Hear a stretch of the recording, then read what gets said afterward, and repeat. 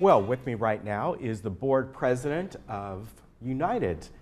And before I introduce Juanita, I'm going to say that, did we coordinate our look today? We certainly did. You got my memo. We know that she loves purple, magentas, and things like that. So in honor of her, I wore something very similar. Good to see you. Thank you. And of course, you folks had your meeting on Tuesday, your regular board meeting. It ran about, I don't know, about 3 hours and 50 minutes, something like that. Something like that. Not the 6 hours. No, not 6 hours. But it's good to have you here today. And you're going to Thank go you. over some of the highlights of the meeting and then a Right. couple other things you wanted to talk about as well. Right. Well, first and foremost, at our meeting, we try to keep our residents as informed about what is in the works, possible, being discussed, all of those kinds Right. of things. And so I brought up that at our president's meeting, it had been suggested that maybe we move member comments, the open forum, from the beginning of the meeting to the end of the meeting to try to keep it a little bit less. Plus, we always have a problem with people who come in, ask questions, maybe complain, and then leave before they get their answers. And it was brought up that there. So I just tossed that out and said, what do you think? Well, believe me, the response was overwhelming, not just from the people in the audience or from my board, but the phone calls that I've been getting since. Leave it where it is. If anything, push it up a little bit more before the VMS report and the CEO report, et cetera. So I think it's pretty certain that we will not be putting that at the end of the meetings. I do recall many years ago, members' comments were always at the end of the Right, meeting. and in a lot of Yeah. cities they are. Yeah. And so, But I do recall that. somebody brought it up and said, well, why don't we try that? And I, well, let me throw it out and see what our members think. Well, Okay. our members didn't like that idea, so we listened to you, and we're Okay. not going to do that. We also mentioned, and I know Maggie was on last week with our strategic plan, and I just wanted to briefly mention the 4 goals. If anybody didn't see it, we have 4 goals for 2018 to become a board that keeps residents better informed, and that's why what I was just talking about, we want you to know what we're thinking about, what we're working on, not just what has already been done. To becoming a unified team, because if we don't work as a unified board, we spend a lot of time sniping and we don't get a lot done. So that's very important to us. And then the 3rd goal is to establish a protocol to communicate with VMS staff. In the past, particularly under the previous management company, there was a lot of micromanaging going on, and people would just go right to the department or the staff that they felt was working on it. So we want a protocol, a funnel, how you get it so that we allow staff to do their work, and we're not always having somebody in their office saying, do this for me, do that for me, whatever. And then last but not least, the long-range plan for maintaining our infrastructure, because infrastructure is so very important in United right now with our 50-year-old buildings and pipes and waste lines and all of that. So we have a really, we think, good plan, efficient plan, and cost-effective plan to tackle that.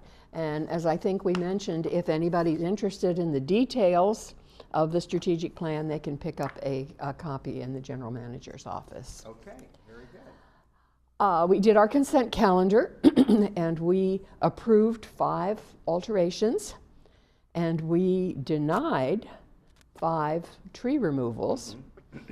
And we also put liens on 2 different properties of people who were behind in their assessments, et cetera. Now, in unfinished business, we talked about, and we also had a presentation, Ernesto came up and talked to us about the handyman program, because I'm getting a lot of information and calls and emails from residents who say, when is it going to start? We want it, we want it. And it's a little bit different in United, where we as a co-op handle a lot of these things, and the condos in Third where they don't. Right. And so some of the suggestions were that we put asterisks over the ones that were covered already by United and then left it open to the others. There was some discussion on whether or not we should have a different charge for United and for Third. And the other thing was, how many times could you call a handyman? 2 times a month, 3 times a month, whatever. So those details are still being worked out. And the final one will be presented to us next month after the GRF meeting approves it, we hope. And we hope to approve it. And I think it definitely was going to go forward from, I've heard almost no negatives. Everything has been very, very positive on what they want for that.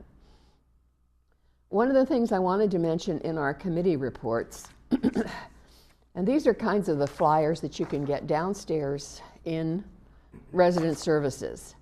And one of the problems that we have had is people not coming in and getting a permit or getting permission or even getting city there for their alterations, because when we talk to them about it, they say, oh, but my contractor said I didn't need one. Right. My contractor's worked in the village forever, and he said you don't need one. Yes, you do. I don't care what you're doing in your manor. Come in and talk to our alterations desk and find out for sure, do you need permission? Do you need a permit? What all is it? And then the big thing that we've had this month is construction waste. Again, it's been that same contractor who said, oh, you don't need a permit. I do this all the time. And then he throws asbestos tiles in our waste bins. Okay. And then waste management won't pick them up, and it affects the whole rest of the neighborhood and that kind of thing. We also had a consultant in from, he's a United member, Dave Chambers, and he's been very active in El Toro Water District's Community Activities Group. And so they meet quarterly. They're coming up again in February. And Dave has offered to be our representative there, if you will, but to come back and report on what all's going on, since we do have that reclaimed water project that is affecting United right now in Gate 5. So the other thing I just wanted to mention is for our February 13th meeting, usually there's 30 days between meetings, and as I've mentioned before, calendar doesn't always work for us. Then it'll be 29 days or something like that. That's what it was this time. So things that were brought up at the December meeting for the first reading will go to vote in February. And there are 3 of those. There is a resolution for modifications to the financial qualifications, and there's a resolution establish an anti-discrimination policy, and then revisions to one of our mutual standards, this one on bathroom splits. So if any of our residents still have comments to do on that, or want to find out more about it, whatever, please contact us and we'll be happy to expand on that. So that when it happens in February, you don't say, I didn't know that was happening. It's your turn. Yeah, if there's something you wanted to bring up about Absolutely. This taxes. just came to my attention yesterday, and I asked Property Services to kind of write it up for me. Beginning January 1st of this year, Senate Bill 2 went into effect, and what it does is it incurs an additional $75 per recorded memorandum. So if you buy for cash, all cash, both the buyer and the seller have to have it recorded, and it's an extra $75 each. Okay. So another $150 added to the $130 that we've had from that before to actually have it recorded. We have a third-party company that does that on a weekly basis. That kind of thing. So just to let everybody know, that's going up to $280, and don't be surprised, and it's not our fault. It's a state law that we have to And this is all work cash? With. This is Just for cash service, okay. yes. All Those that are financed through NCB, National Cooperative Bank, they don't do that until it's all finished. Okay. So it would be just the all cash ones. Excuse me.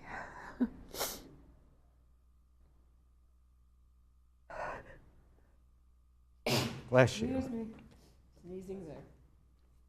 Some of the other things that you can pick up down in resident services is if you've bought an electric car, and it starts off with congratulations on owning an electric vehicle. We're getting more and more of those in the hybrids into the village. And I know we've talked about it in detail. Steve Leonard has given reports on it and all, but there's a very nice flyer if you have or are thinking about getting an electric car. This tells you what all you need to do. We also have an excellent one down there on if you're moving into Laguna Woods Village or if you're moving out of Laguna Woods Village. And it's checklists that tells you what you need to do before moving day and on moving day, do's and don'ts, like don't throw your trash in the waste bins, those kinds of things which help. Now, last year we, in conjunction with the state of California, again last January, they put in special regulations on care providers. And so we did a lot of those, but now there's a very good flyer. If you think you need or want a care provider, you can't just hire one on your own. You have to go through the system. This is what you have to do. They have to be registered with the state of California. You have to have a physician's certificate of need for a care provider, those kinds of things. So if you're interested, if you're looking at a care provider or have one, go get the flyer and find out that you're doing it right. Okay, with very no problems. I think that's about it. We had a pretty good meeting, and we look forward to hearing back from our residents on some of the things that are now up for 30-day or other items that they are concerned with. Okay, very good. Thank you for coming in today. I know you had got a bit of a cold. I do. So I know how that is, believe me. And take care of yourself. I certainly will try. And the next replay of the United meeting will be Wednesday at 6 o'clock. So tune in then.